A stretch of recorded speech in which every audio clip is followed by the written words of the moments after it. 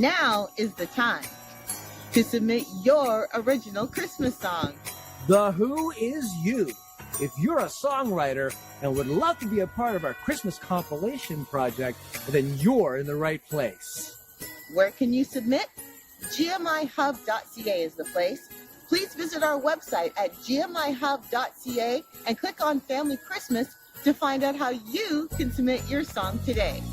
You could be a part of the GMI Hub Family Christmas Volume 4.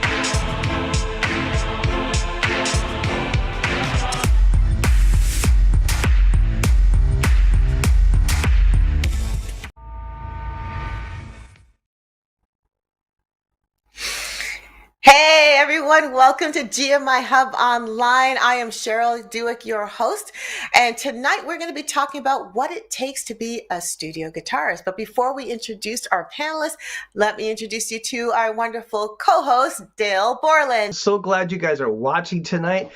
We are going to be talking about great stuff, but before we get to the conversation, I just want to remind you, if you just tuned in and this is maybe your first time joining us on GMI Hub Online, don't forget to hit that subscription button. That would be great. Also, if you want to know the next time we upload a video, hit that notification bell. It would be great for you guys to know whenever we put up our next video. But in addition to that, right now, this is live. You can get on the chat. You can get in there and start talking. And also, when you go onto our YouTube channel, populate that chat section, talk to us, because I will respond or Cheryl will respond, and we will talk to you, and we want to connect with you. So let's put it this way. If you really want to connect with us on an ongoing basis, we have a website, GMIHub.ca. If you go to GMIHub.ca, you can go right in there and look at the contact section, put your email there, and join our team. The great thing about being part of the GMI Hub is we send you a monthly update called Hub Happenings. You get that every month, kind of tells you what's happening. And also, there's opportunities for so many things. Like on our website, currently, we're running a compilation CD for artists who are looking at producing music for Christmas. For instance, we have one coming up this Christmas. And if you go onto our website, gmihub.ca, go to Family Christmas, click on there, and you can submit your song. It'll be on our compilation. And I'm so excited about the stuff that's coming in. We had the last 3 projects have been amazing. And this one, I think, is going to top them all. So we want your help. We really want you to jump on board and get your song submissions in. We want to help you grow what ministry God has given you to do. Anyway, let's get to our conversation. We talk about the guitar. Thanks, Dale. You do that so well. And I'm sure you're going to be really excited because you, Dale, are a guitar player. So you're going to be really thrilled with our guest, who has been a studio musician, a composer, an arranger, a producer for the last 30 years.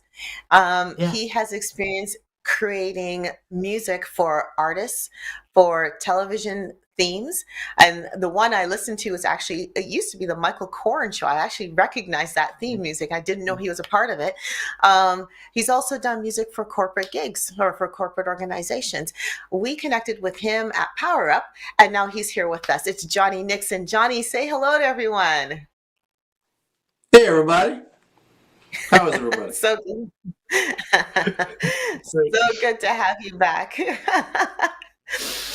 So Johnny, now we did advertise that we had another a panelist to be with us, but unfortunately she had suffered a little bit of an accident and is unable to join us tonight. But we hope to get her back on another session, on another show. But we are thinking of you, Vivian, and we're praying that you will get better really, really soon. Yeah.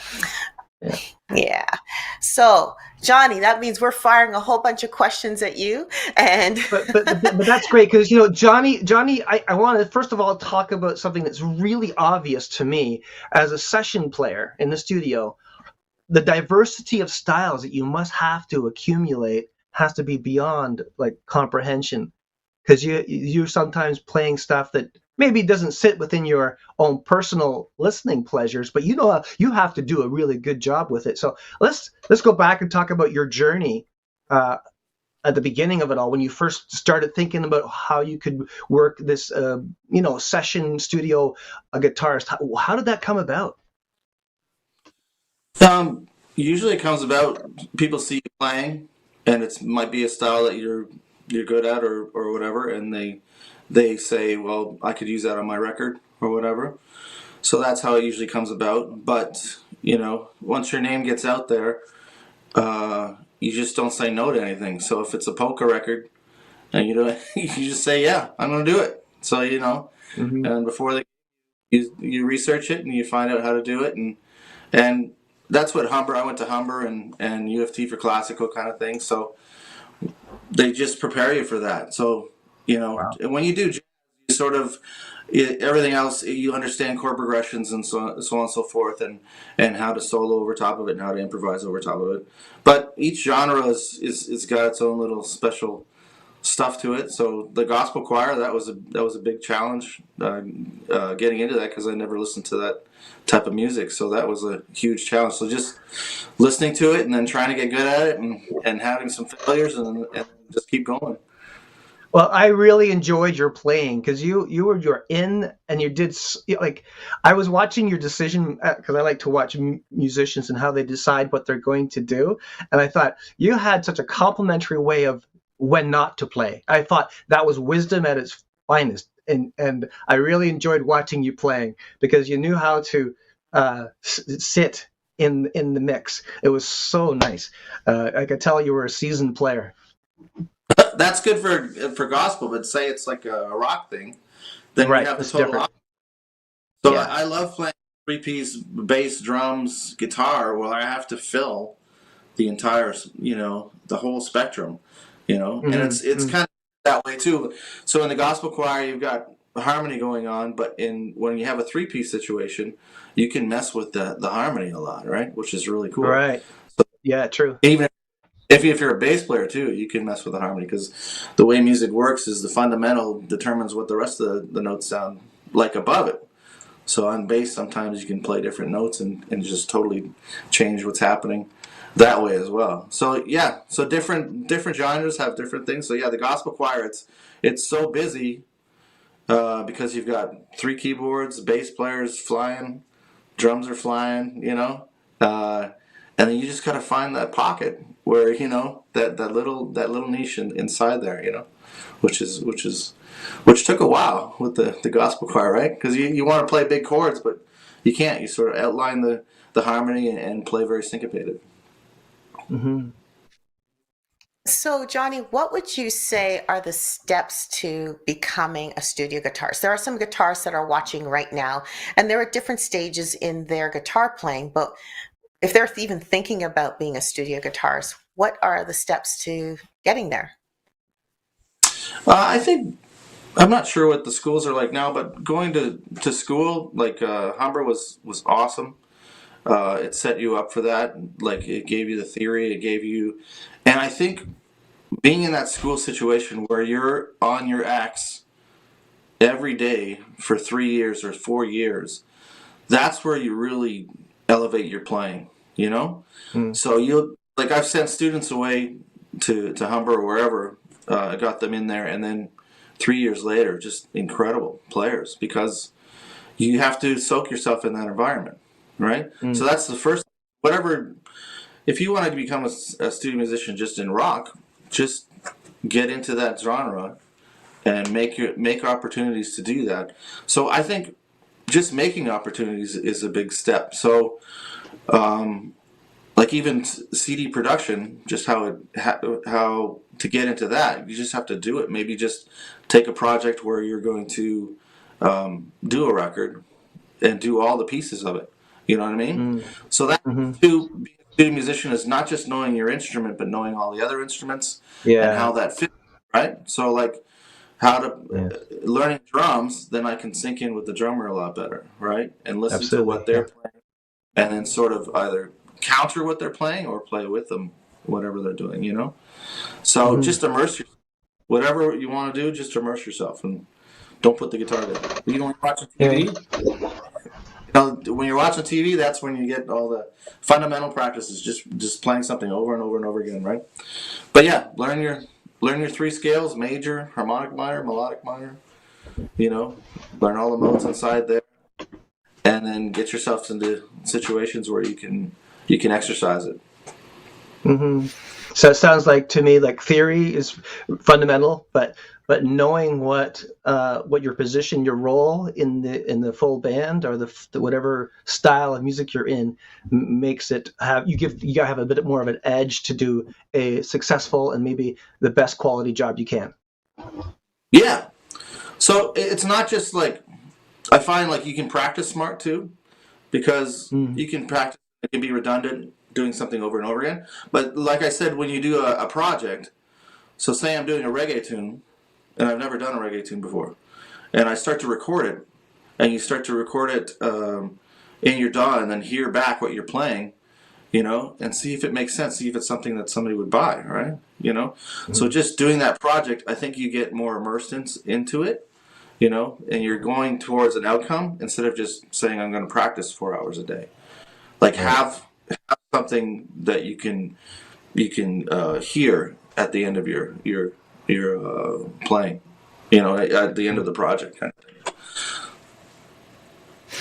So you kind of answered another question, because one of my questions is going to be, is it best to know all genres of music when learning when pursuing a studio guitar position, I guess, or is it better to focus on one style or two styles? It's almost like it's both. Am I hearing correctly? Is it both? Like just get really good at a style and then adopt other styles too? Does that sound right? Yeah, I think you go through seasons though, right? Yeah, sometimes you're like in a really heavy metal mood for like a year, and you're really trying to absorb that style, right? And just smash the dashboard kind of music, right? And then other years you're just mellow as heck. You know, you're listening to all this new age guitar playing where they detune it and stuff like that, and you're just immersed in that kind of thing. So of course it's a long journey, but you know, you're always trying to do your best so you'll get called back. So same thing as acting, right? You know, you're only as good as your last performance. So every time I have a project, I make sure I give it my all so that, you know, I'll get hired back. I'm now curious. Do you have a particular style that you are more versed in than others? Like like what was your first guitar playing music style thing? I picked up the guitar because of Randy Rhoads. I don't know if you've heard of him. He was Really?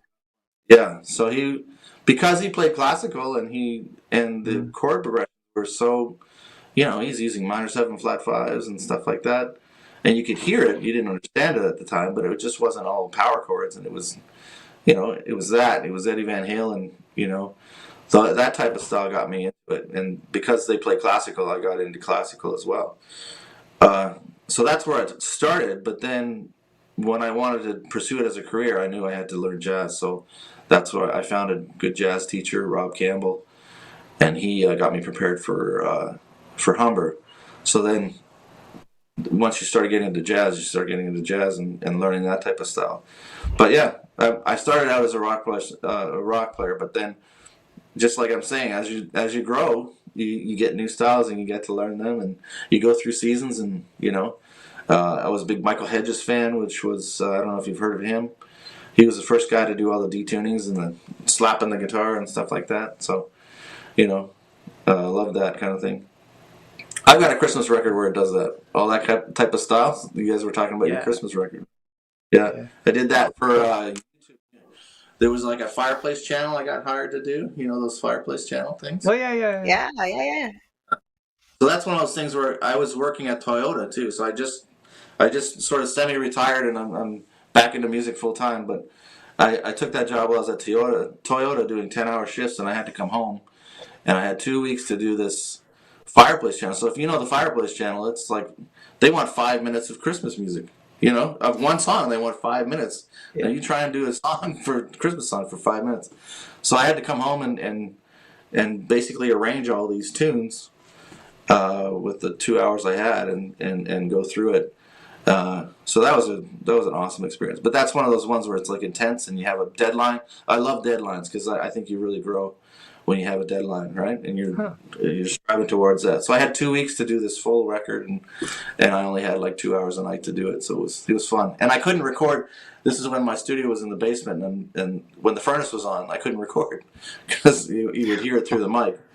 So I would arrange for 20 minutes while the furnace was off, and as soon as the furnace was on, and as soon as the furnace was off, I played as fast as I could, or I got the tracks down, and then you know, for as much time as I did, that was how I did that record. Wow. Can you think back to the first time you were asked to come into the studio for someone? What was that experience like? It's nerve-wracking at first. When the red light goes on, you're not thinking about the track. You're thinking about your hands and, you know, thinking too much, right? What was that Last Samurai movie with Tom Cruise when he says, no mind? So you got to get to that place where there's no mind. So yeah, I can't remember my first studio experience. But it was back when it was tape, you know, reel to reel, and when they used to want to erase something, they would put the recording head on and they would move the tape around just to delete something. But I think to answer that, I remember studio. There was more pressure because it was a lot of times it was live off the floor and it was one take, you know, situations. So a lot of times, and I think music has changed now because we have the DAW. We can, you know, like back then when I did a solo, it was beginning to end one take, right? And maybe I worked something out and then tried to get a perfect take. But now with the DAW, it's like I'll improvise until I suck, and then I'll cut it right there, and then I'll go back and then I'll improvise until I suck, and then I'll cut it. So it's different, right? So yeah, Studio once I did a remember lot. a guy doing all those punching in, punching out for the solo. I remember that. It's kind of crazy. Yeah, it is crazy. Like so, but there's a different feel, right?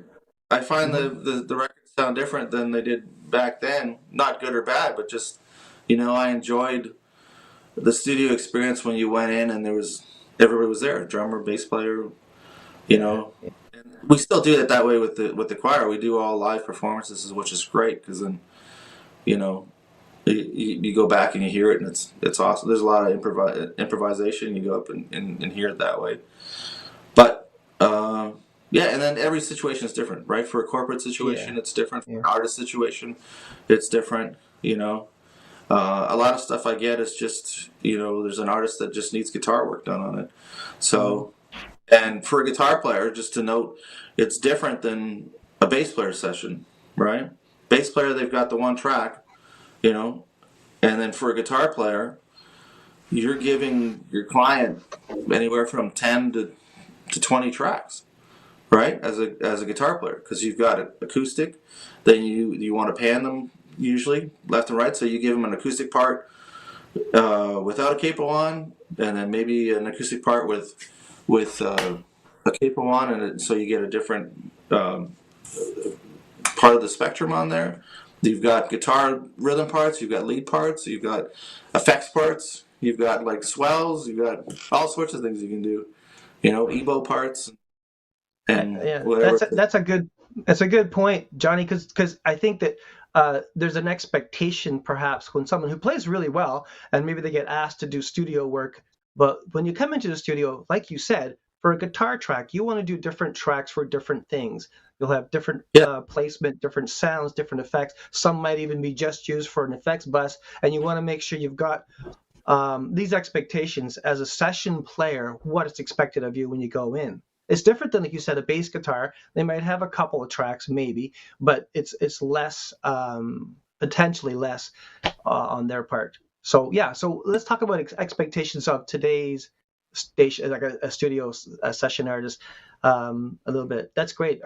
You talked about different sounds. Perhaps you need to use different. Would you use different guitars as well in the same same session? Yeah.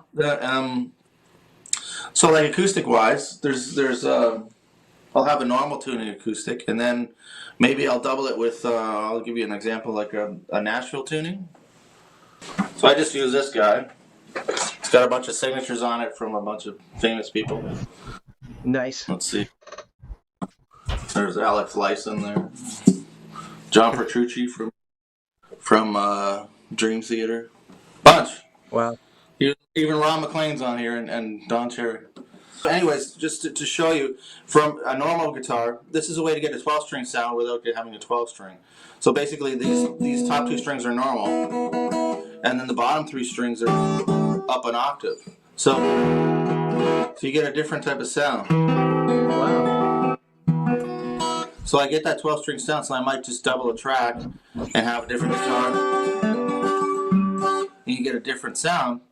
Even the way I'm playing the bass notes, because it's up an octave, I'm delivering something different, right? And then the artist or client has a choice what they want to use. So I might have four acoustic parts with four different guitar sounds, right? And then you get they can choose whatever they want, right? To usually just pan it and get some atmosphere. Yeah. So and then also,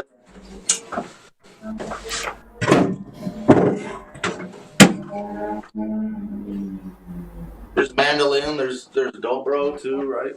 The dobro's nice, just like when you're playing, like just like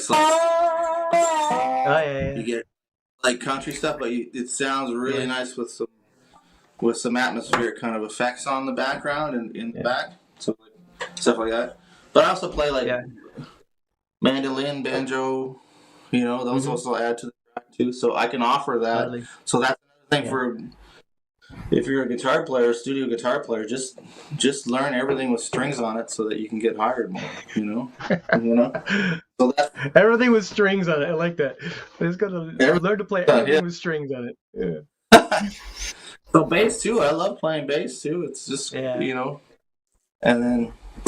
But I think that's another thing now that to add to your show. You're not just a studio guitar player anymore. You have to know everything. You have to know drums. You have to know program drums, and so you don't have to be a drummer, but you have to know how to make them sound real, depending on the situation, right?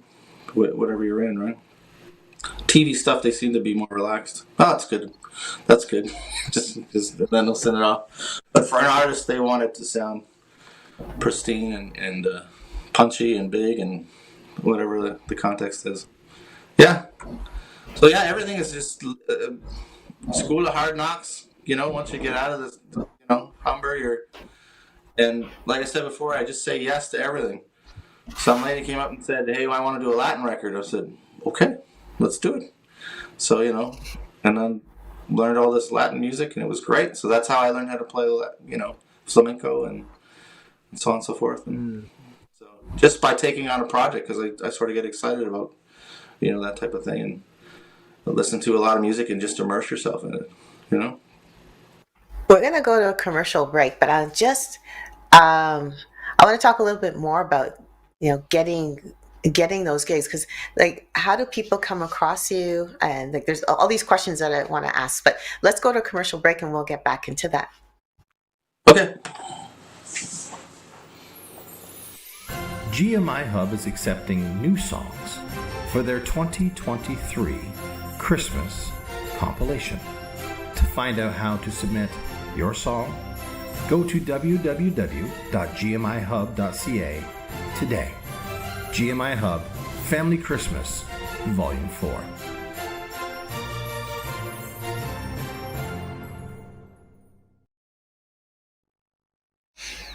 And we're back. That was quick. So- I like it. That was quick. I know. Nice, quick 30 seconds. So, so like I was saying, okay, so, we've talked about, the talent of becoming a guitarist, basically know anything with strings and learn how to play it, get familiar with all kinds of music styles, immerse yourself in the music styles, and learning the different, I guess, tricks that go within each style. Okay, so let's say you do all that, and then you get your first gig. Now, Johnny, you said that someone came up to you and just said, "I'd like to do this kind of a project," and you went, "Okay, sure, I'll say yes," right? So, but how did that initial interaction happen? Did the person hear about you before? Did you have to, put out cards or something that says, "Hi, I'm a guitar player," kind of idea? Like, well, how does one get their first gig? It's both, right? So, like right now, I'm trying to write more for television and movies. So I have to keep contacting music houses, and you have to keep selling yourself, which I hate. Like, look at me, I can play, but you have to keep doing that, and you have to um, keep at it, and don't get down with rejection, because it's going to happen. And a lot of times studios will have their guys. They'll have their set of musicians that they like to use, and it's hard to break in to that because they're friends mostly, and then there's a bunch of studios that I'm their first call or whatever, right? And there's other ones I'm trying to get into, like different circles of musicians. So there's different circles of musicians. So yes, people will hear you play, and then you get gigs that way. But you also have to be sort of on the offensive as well. And a lot of times I'll get gigs on Facebook, and I'll say, "Hey, can I play?" And then yeah, cool. And then I'll go out and I'll create a relationship that way. So basically, you have to make your own luck, kind of thing. So what I learned from one of my friends, they got signed and they went down to LA and the whole thing, and it was basically a riches to rags story because they had everything, and then it went south. But when they couldn't get gigs for themselves, I guess you have to pay to play down there. So they came up with an idea where they opened their own bar, and they became their own house band, and then that was a way that they generated business, right? And got their name out there because they're playing there every week. So that's just like a smart idea. You just have to think of ideas like that in order to create jobs, because it's not like sports, or it's not like other things where there's organizations that you can follow and you can go through and you can work your way up to a certain point. It's not like that. If somebody likes your playing, they're going to use you, no matter what level it is. They might use you because what if it's a punk band and they want it to sound not good? They're going to use you. They want it to sound not as a mature musician, right? Because that's not what they're looking for. So sometimes as a musician, you have to play sloppy because that's what the client wants, right? Kind of thing. Yeah.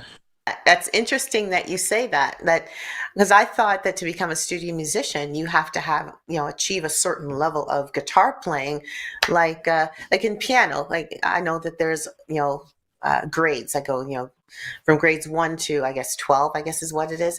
And I thought you have to have a certain grade level of musicianship in order to be a studio guitarist. But you just gave examples of people who are, they could be in their earlier stages of guitar playing and, as you say, sloppy, but yet that could be exactly what people are looking for, and they can be studio guitarists. Mm-hmm. Wow. Yeah. Yeah, Wow. I You mean, also, sorry, go ahead. I think you also touched on something I thought was really something maybe somebody there listening right now might glean from it. The fact that this person you knew started their own club so they could perform. We have a friend, Cheryl and I have a friend of ours who created their own show so they could tour. The Yeah, same type of thing. So I think that may be a position that some people who are they have the material, they have the instrumentation, but they just don't have the opportunity. To create that opportunity might be the next step for you. yeah, exactly. So if I want to be in a rock band, I'm going to create it so that I Mhm. can do it, start it up instead of waiting for somebody to come ask me to do it. I have to, in music business, you have to be aggressive that way, and Yeah. it's an everyday thing while you're trying to be better at your instrument. So I'll practice, uh, and I think when I practice, it's like I was saying before, you have to practice smart because there is a lot of styles out there, but you know, and I remember in Humber, we were overwhelmed because we had so many subjects, ear Mm. training, theory, and we're like, how do we do this every day? And the one teacher said, if you only have an hour to practice, and then and you have 4 things to practice, then you do each of those things 15 minutes, and then you go on to the next thing. So the same thing, if I have 2 hours to get something done, then I'll just make sure I'm going to do this for half an hour, and then this for half an hour, and then try and do that, and try and get it. Yeah. Yeah. So you just even practicing using your time wisely when you're practicing, right? So that you can get Yeah. progress, right? I've got a question about that. It's like if theory and rudiments and all those things are really, really fundamental and foundational for your guitar playing, is there a style of music that perhaps uh, typifies um, a, helping you have an ability to maybe work in many genres? Like some uh, metal guitarists have said they use jazz music to help with their tectonic scales and their diminished things, and the jazz kind of influence on their triple time speed leads. Yeah, yeah, yeah. Well, jazz and classical probably. So a lot of the metal guys use the classical, right? Because the harmonic minor kind of harmony and stuff like that, and Hungarian minor, all that, those dissonant scales and stuff like that. But yeah, jazz teaches you the harmony, um, how the chords work, and so on and so forth. So I would I would say that like do that just so you can, because a lot of people that went to Humber didn't end up becoming jazz musicians, but they excelled in their field afterwards because they got that training. And I'm not sure what the schools are like now. Like when I went, it was just jazz. I think they've expanded it a little bit more. I think you can go there and there's country teachers and so on and so forth. So, and each genre teaches you something different. Man, country is Yeah. awesome. It's 3 chords, man, but they outline those chords. You know, I love great. it. Country records, I was like, wow, man, I loved it. And just the soloing, and you can't fake it, man. Like in rock, you can play what's called linear, so you can play fast, and you can play just the one scale over top of all the changes, and really sound impressive. But I mean, country, man, when it goes to that 5 chord, buddy, you better set it up. You better sound like you know what you're doing, and so on and so forth, and target those notes, and. And I found to, like, say the gospel music, right? Like I'll be in the gospel band and I'll say to the keyboard, "Boy, what chord are you playing there?" He goes, "I don't know. I'm playing this chord," right? So, and I akined it to, or I likened it to being a metal guitar player. Those guys play complicated stuff, Yeah. and they couldn't name what they're playing. It's just that they were immersed in that style, right? So, I mean, if you ask Metallica what they're playing, they know stuff, but they're like, I don't know why this works or whatever. But I just found like if you're immersed in that style, your ears get accustomed to it, right? So it's taken me a while for my ears to get accustomed to that type of style, you know. And I found the harmony was the number system's different in gospel than it is like what we learned in Humber, right? So when they start calling out numbers, it's kind of different. It would be too hard to explain or to go into it right now, but they're calling out numbers and I'm playing the wrong numbers because a 7-3-6 is a 2-2-5 minor. We call it a 2-5 minor, right? And then they just stick with the numbers all the time. A 7 chord, a 7 chord is a 7 chord. A 3 chord, sometimes a 3 chord is a 7 sharp 9 chord. But in normal harmony, it's a minor chord. You know what I'm saying? So I had to get used to that as well. So the number system. When you go to country, it'll be different there too. So you have to switch gears every time you go into a new style, right? Yeah, absolutely. And I've been told by musicians that complicated music in the gospel music is very difficult as far as chord progressions and all that stuff. Whereas in worship, the mainstream music worship is really simple musically. But juxtaposed to that, I'm trying to juxtapose the stuff. Anyway, the thing is about the gospel music, the lyrics are generally simplistic, where the lyrics on the gospel in the Christian worship scene are maybe more complicated as far as you might sing a same line in the gospel thing over different variations of harmonies and bringing in where it would be in the worship you'd have like you have these 4 or 5 harmonies, but lyrically it might be a little more complicated. Anyways, I'm just saying what somebody told me. I'll add to it. It's hard to cross over. So meaning, if you've grown up with gospel music all your life and then you go and do the CCM stuff, worship, sometimes it's hard to sound authentic, and vice versa. So the CCM music, crossing over into the gospel, it's hard to sound authentic. You know what I mean? So like, even though there's a lot more space in the CCM kind of thing, am I saying that right? Like worship tunes. That makes sense. Yeah. You have to fill out. You have to fill that space when you have less harmony. You know what I mean? Mm-hmm. So it's diatonic harmony, which is a lot of it's diatonic harmony, which means it stays in the same key a lot.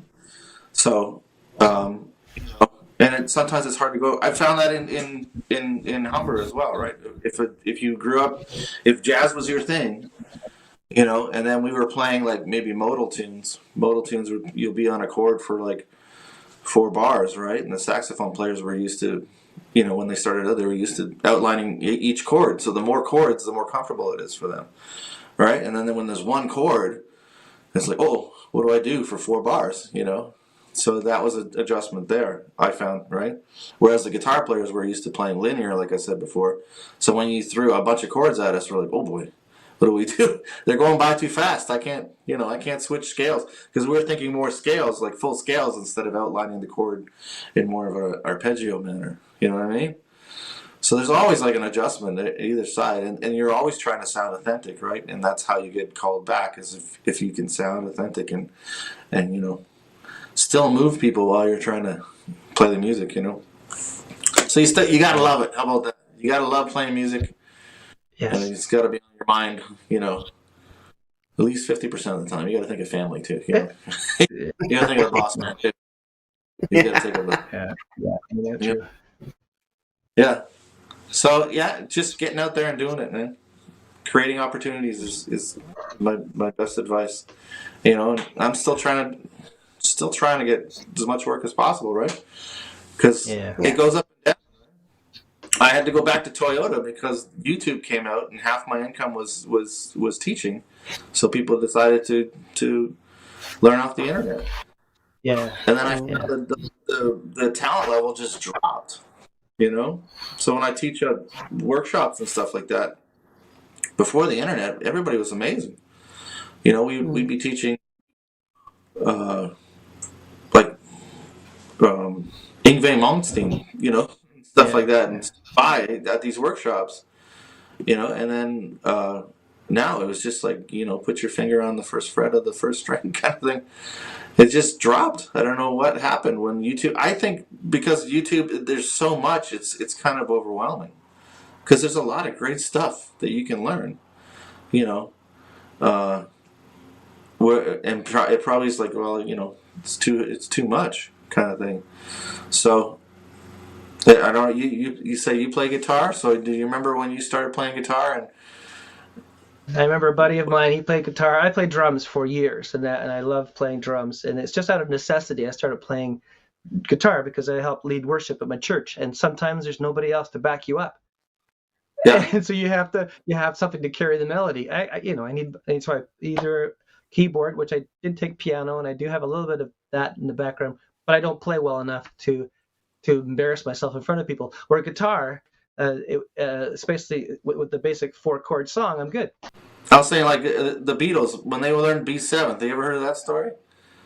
So they knew a guy in London that knew B7th. So they got on the train one day and they went and they met this guy and they learned B7th chord and then they came back and they started writing tunes, right? So that was my point. Like back when I started, like I told you I was a Randy Rhoads fan, right? So we didn't have tablature. Tablature was just starting to come out. So if you had to learn it, you had to learn it from the record, right? Or you had to learn it from somebody that knew it. So you would spend a whole day just learning the intro to Crazy Train, and then you would come back and you'd practice and you'd keep practicing it. So that's what I think would happen when YouTube came out. It was just overwhelming, like this, and you saw so many people that were amazing as well. It's probably intimidating. And now it's what's scary for me is AI has come in, and it's kind of taken away the artistry. Somebody who can be a singer songwriter and then lean into the AI component and not even have to have any musical talent in and of themselves. It's kind of bizarre. Yeah. There'll always be like ways to manipulate it and talent wise.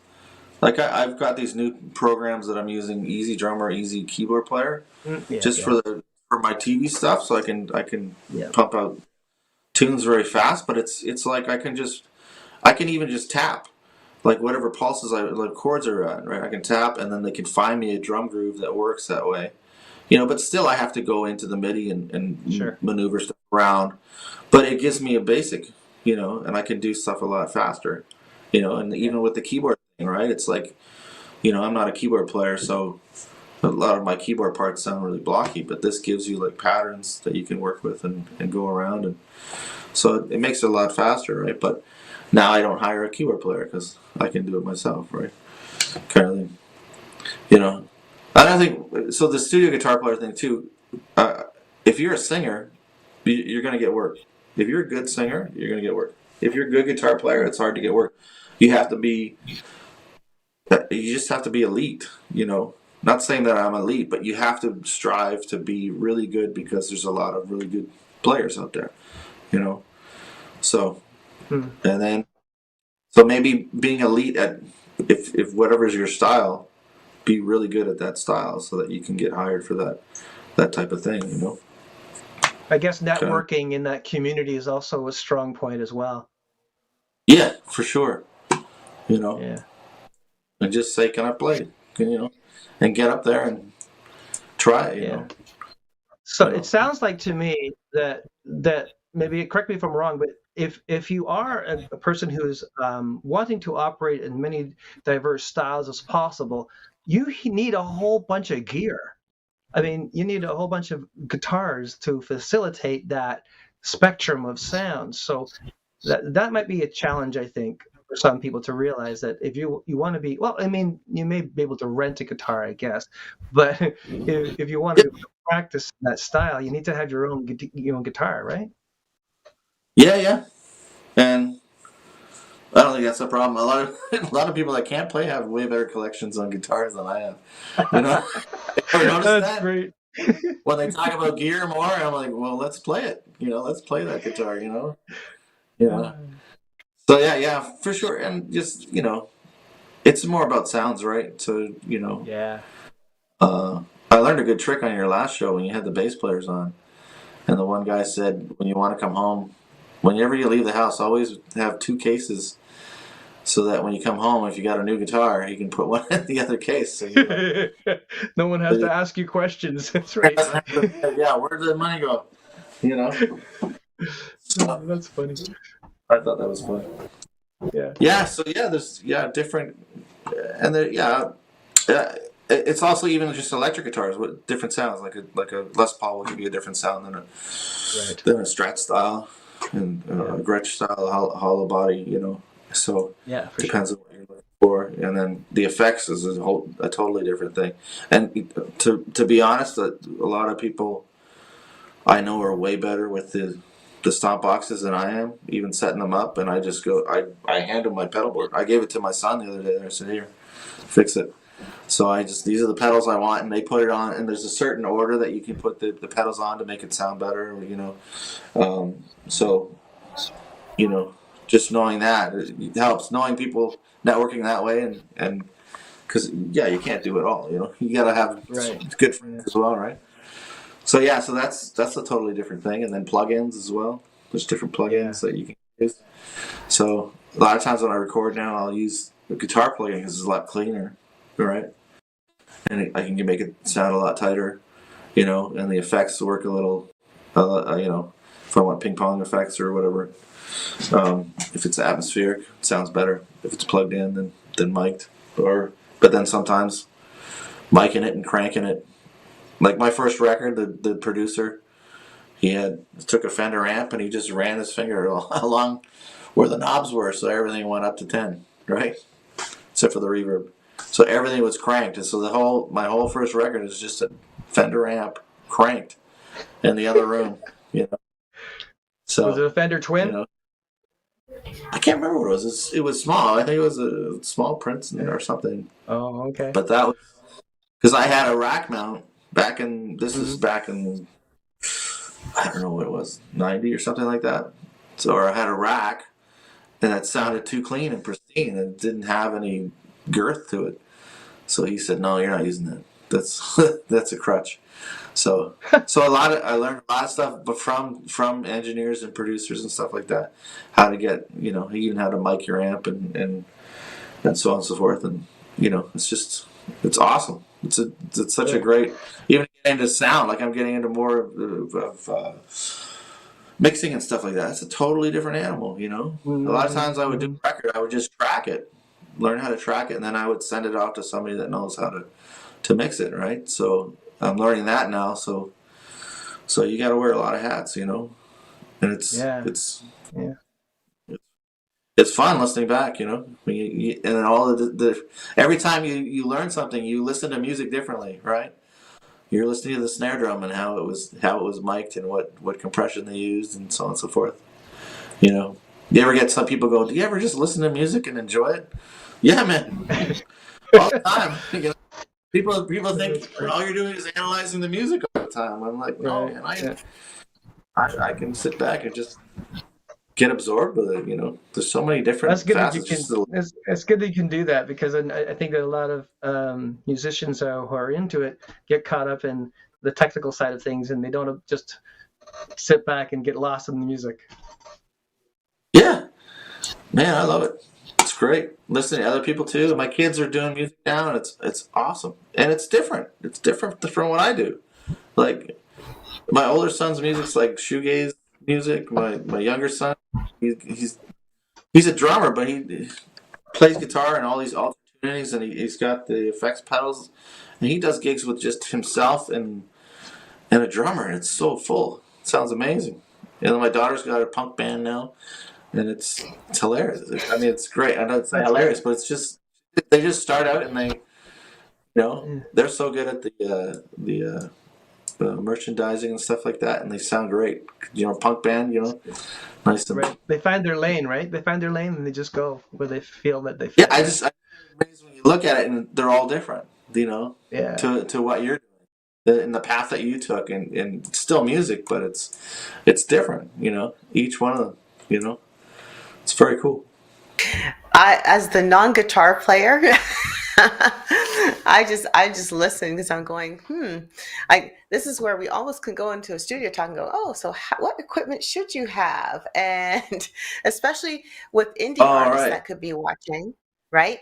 That could be watching, because with COVID, when COVID hit, people could go into the studios, and you were talking about that earlier, about how you enjoyed going into the studio and you have all the other instrumentalists there, and you kind of just, I'll say jamming, but really you're playing the songs and you're right there, and it was Yeah. an enjoyable experience. And then COVID hit, and you couldn't have that experience, so everything changed, right?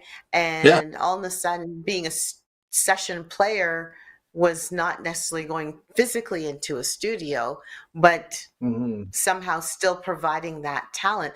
Like, did you experience that yourself? And if so, like what did you have to do to adjust? I love the pandemic because I pumped out a record in 2 months, and I networked more, you know. So you just use it to your advantage. There's something on YouTube, a quarantine I did. Do you know Rob Brown, the drummer? Have you heard of him? Not personally. Rob He's got Brown. his own Mhm. his YouTube channel is doing really good, and he did something where he played drums for like 6 minutes, and he said, "Can anybody put something over it?" So I immediately wrote a tune over it, and then I got other musicians to play on it, and it was an awesome experience, you know. And it was a way just to keep in touch with other musicians where we couldn't play with them. And, you know, I think yeah, and I got to know other ones. You know, I needed a keyboard player, and I finally found a keyboard player, and I only played one gig with him, but I got to talk to him more and got to know him more. And yeah, it's on YouTube. It's called Quarantine. But I think there's a bunch. I think I was the first one to put out a song called Quarantine, and then other people put it out there. But I just like look for me, right? So that was fun. Like I always like to write music very fast, so like it took me 2 hours to write the tune, and then it was fun just sending it to people and then them sending their tracks back and seeing what they added to it. So yeah, look that one up, Quarantine. So that was fun. So yeah, yeah, I put out my last record, New Human, um, because I was working at Toyota. I just didn't have time. But so COVID was awesome just to reconnect to guitar and probably helped me decide to quit, you know, and Wow. say I love doing this and let's go back to it, you know, and I can make half as much money but be twice as happy. And I am, so it's great, you Good know. for you. Yeah. So what equipment did you use to make Quarantine? Quarantine. So I mean, so nowadays it's nice. You don't need as much as so. That's the nice part because you need a good computer. You need a good sound card. I'm using the Apollo Twin now, the Universal Audio. I think it's awesome. Um, Monitor speakers. You don't even need good monitor speakers. You need good headphones. And a lot of times you can just plug in and play. You know, you can buy plugins that are great. Um, or you can go the pedal route, and there's a lot. You know, I do a lot of gigs without amps. Like we did Orangeville yesterday, and I played through a Fender Twin. It was awesome. I miss the amplifiers, right? And Yeah, it was, totally. but you on my board I have a Strymon Iridium, and that's an amp simulator. So it Oh goes yeah, yeah, most I play now. It just goes straight to the board, you know. right. And even live is different now because it's all inner ears. It's no monitors, so it's a Yeah, different yeah. experience. So it's good and it's good and it's bad. I mean, it's cool that we have an MD now that tells us, hey man, you played the wrong chord, or they're telling you, like we're coming up to the ending or whatever. It's nice because everybody can end on this. Everybody the communication's better. And then if you're watching a group and then all of a sudden all the musicians start laughing and you don't know why, it's because somebody said something funny into the mic and nobody else can hear it, but only musicians can hear it. So yeah, so it used to be like a good amp. You'd need that as well, but you know, um, if you do get an amp for a guitar player, it used to be tube. You get a tube amp, and that's going to sound warm and punchy. But I think there's some new stuff out there they're always making great stuff now, right? Right. So Yeah, like there's I guess different styles would call for different feels. Like you got a nice Marshall head, Mesa Boogie head. You got all these different, but those themselves are maybe set in a certain genre. yeah, I mean, if you're authentic, if it's for a big artist, they're going to want the real thing, right?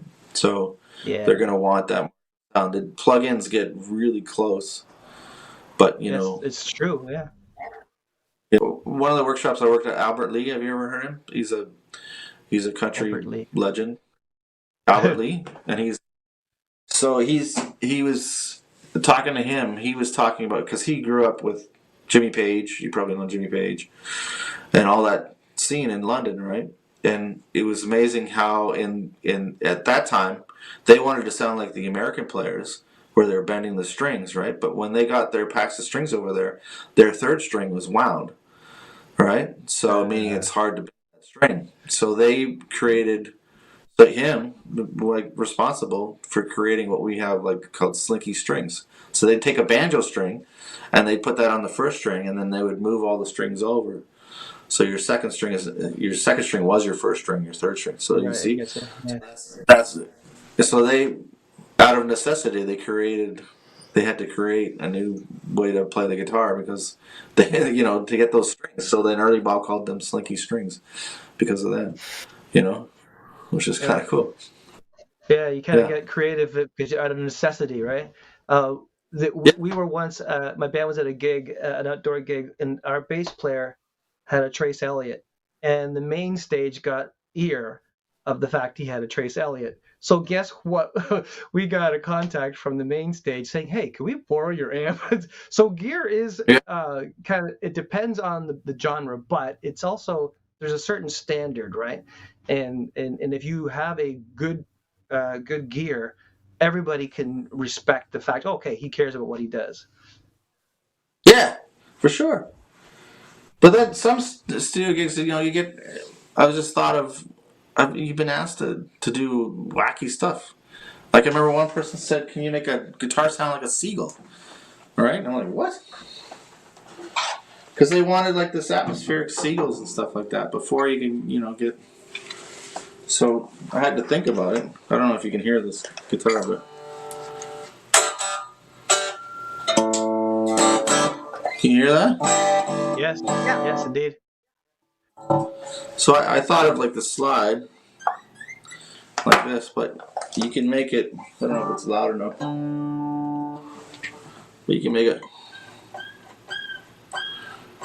Can you hear that? Yes. So you can make a seagull sound, and then I took two strings. Sounds like monkeys. No, that's not working. No, that guitar. But there's different ways, like, make it sound like a cat. There's all sorts of things. So, there's different sounds. Like, like I discovered. So if you do like, country, if you do country, you might make it sound like a cow. Can you do that? No, just kidding.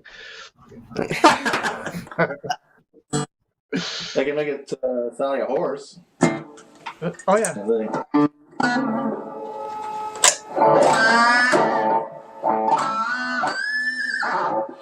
Oh yeah. I did. That's great. Or an elephant. Got a buzz in there.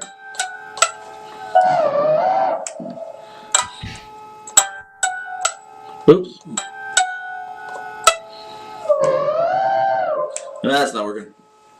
You can make it sound like that. It's probably better through a louder amp, but yeah, just wacky stuff too. Just they ask, and you just have to be creative. And, yeah. So yeah. Wow. Cool. You are the second person now that I have met that can actually make your instrument sound like something other than your instrument. Yes. The first one was our violinist. Well, I say our violinist, but Trevor Dick. When we first heard him play, he was able to make his violin sound like a whale. Like, I mean, it was just amazing. He is a genius. He is a genius on the violin. The guy is amazing. Yeah. I've played with him a lot. He's great. He's on that Quarantine song. Yes. Oh, yeah? Nice. Remember somebody asked for bells, and I got. Oh yeah. That's good. You're kind of muffling up on the string there. It's kind of cool. Yeah, well, you twist the strings underneath your hand. Yeah, man. That is so cool. Indeed. Okay, I need to ask you one last question because I want to respect your time. We have been talking for over an hour and it's been fabulous. But let's say you were talking to someone who wants to get into session work, is there any advice? Maybe you've covered it already, or maybe you haven't quite said anything that you say what you wanted to say, that might give them some sort of a hands up or some advice before they get into session work. Well, mostly learn as many styles as you can, and I would say, yeah, but I would say record as much as you can. Get used to that environment, so that when the record hits, you're not thinking. You're just thinking more on making good sounds, kind of thing. So get used to that. Um, yeah, mostly that, and know your theory, know the language. As Geddy Lee said, that know the language so you can communicate with other musicians. So it makes it faster. Like what I tell my students, and I try and make it fun for theory because, if you're writing a song and you know what that chord, you have a sound in your head. If you know the theory of how to get to that sound, you're going to get there faster, right? Yeah. And in a situation where you're in a studio and you have to perform that like instantaneously and be good at it, having that knowledge helps, right? Good ears too, so learning good ear training, and most of that is just putting yourself in that environment and learning how that works. Yeah. So, and getting on stage and making mistakes, and then learning from mistakes too, because that helps a lot. Because then the next time you're not going to do that, right? Everybody's got embarrassing stories, So, I love that advice. Make mistakes. That's good. yeah, and if you do make a mistake live, do it again. Play the same note again. And they did it on purpose. Yeah, exactly. Yeah. Cool. Yeah. This has been so great. I'm sure there's probably a whole lot more we could talk about, but this has been so good. If you are just tuning in, we have been talking to Johnny Nixon, who is a studio guitarist, studio musician and composer and arranger. And he's just sharing what, from his experience, what it takes to become a session musician and a session guitarist. And if you haven't heard the conversation, definitely feel free to hit the rewind on this one. I guess rewind doesn't work on YouTube. So just kind of slide a record all the way back so you can hear all the great advice that we've been hearing. So Johnny, I really appreciate that you took the time to be with us and share this. This is absolutely awesome. I'm so glad that we connected with you at Power Up. Yeah. And as for you, audience, I hope you've learned a lot. If you would like to learn more from Johnny or want to just hear some samples of his music, definitely go to his website, which is johnnynixon.org. That's johnnynixon.org. We have that in our notes just below the video, so definitely go and check him out there. And again, you have a YouTube channel, right, Johnny? I didn't even take note of that. Oh yeah, go to Spotify. Just look up my name for Spotify. Yeah. We're going to go to Spotify. Very good. Very good. Yeah. Cool. Awesome. But you'll hear different music on there, like a lot of fusion. You probably asked what I really like fusion music, and a lot of my stuff is like fusion music. Oh, really? Yeah. So there's cool. All odd time stuff, and then there's just nice Celtic music and nice acoustic music. Right.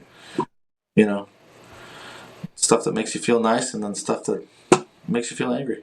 Now I've got a question. The fusion music that you started to like, did you start liking it after you started working at Humber? Be honest. Yeah, probably. I mean, of course, like jazz is an acquired taste. Like I didn't like it for the first 2 years that I was in Humber. Wow. So I was like that Office sitcom. Why can't they just play the right notes, right? And then you're like, man, that's great. You want that dissonance, right? Yeah, after a while. But you learn the respect that, I guess, when you're exposed to it, you go, wow, that's cool. But it takes that maybe that orientation kind of thing. Yeah. Yeah. Once you train your ears to hearing that,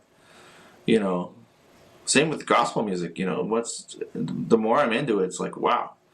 I think once you get I always use the barometer when you start to really get to know music is when you know what's cheesy, right?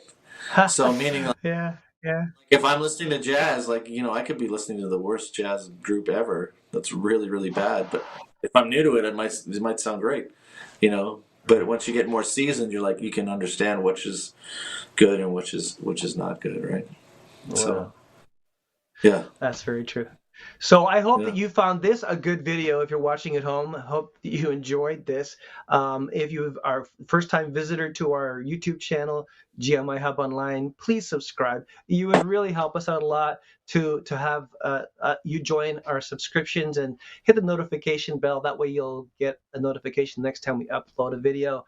We'd love you to also get and populate the chat, talk to us. Let's be able to have a little conversation. I'd love that. And if you want to know more about us, GMIHub.ca. We have an incredible website. You can check it out for yourself. There's a place that you can put your email and become part of our team. We can connect with you on an ongoing basis. Monthly, we'll send out newsletters. It's not spam. What it really is it's basically just telling you. It's called Hub Happenings. It's telling you about what's going on. And if you have something going on, if you have an event or a concert or something that's happening, a production song or something, and you want other people to know about it, we can help you by letting them know, by putting it in our Hub Happening. So what you have to do is email us, let us know what you're up to, and give us permission to let people know. And we want to help you guys best as we can. That's what the GMI Hub is all about. We want to help every style of music that's been used of God to move forward. So take advantage of that, and we really appreciate it. And Dale said it all. So thank you for being with us. And we'll be back next week with another with a studio talk version of this program, GMI Hub Online, where we're talking about song production. Hey, maybe we should get Johnny to come back and maybe play We a could little do that. tune on there If he's too. free, that'd be awesome. we Sounds need to good. get Johnny to we need to get Johnny to submit some Christmas songs. That's what we should do. That would be awesome. Yeah, I'm in, man. Original. All right. That's right. So people, if you're watching right now and you're a musician, an artist, or somebody who's in the industry, and you have a friend of yours who could potentially write a Christmas song, or maybe you're an artist who could write a Christmas song, we want to invite you to be a part of our compilation. Really consider it for yourself. Prayerfully consider what you could do in your music, and then let it be part of our project. We'd love to work with you for sure. Absolutely. Absolutely. If you want to know more, go to gmihub.ca, as Dale has said. And you can also follow us on our social medias. We're on Facebook, Instagram, TikTok, and Twitter. So you can go ahead and check us out there. It's all of them are at GMI Hub, with the exception of Twitter, which is at Industry Gospel. So we look forward to connecting with you and you connecting with us. Hey, this is a two-way conversation. Well, at least that's what we'd like it to be. We want to hear from you, and we want to celebrate with you, but we also would love to connect with you and see how we can come alongside you and help you get further along in your music career or in your music journey. So again, I just want to thank you for taking the time to be with us and listening to this conversation. Definitely do everything Dale has said before. Like, subscribe, connect with us, take notes, write notes to us. We'd love to hear from you. In the meantime, have yourself a great week, and we'll see you next time right here on GMI Hub Online. Bye for now.